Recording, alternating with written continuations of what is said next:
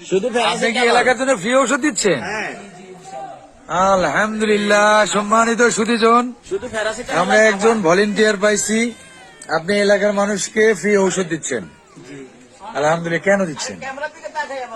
কেন দিচ্ছেন? বর্তমানে মানুষের যে সমস্যার সম্মুখীন, হ্যাঁ, এই সিচুয়েশনে টাকা নেওয়ার মতো কোনো মন মানসিকতা নেই, সেবা হিসেবে ইনশাল্লাহ দিয়ে যাচ্ছি মানুষের সামনে।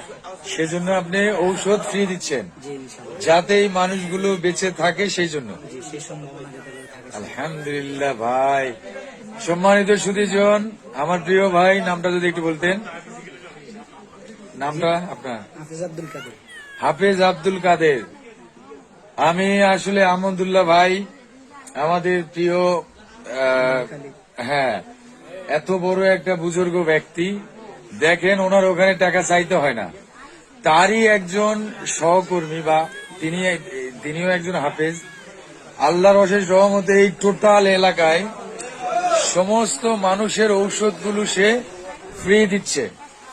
ভাই, এইটা অমায়িক একটা ব্যাপার, খুব ভালো লাগলো ভাই। আপনি সবাইকে ঔষধ ফ্রি দিচ্ছেন, এই গ্রামের প্রত্যেকটা মানুষকে ঔষধ ফ্রি দিচ্ছেন। আলহামদুলিল্লাহ ভাই, আপনার সাথে কথা বলে ভালো লাগলো। Nice to meet you. আল্লাহ আপনার মঙ্গল করুন। আসসালামু আলাইকুম।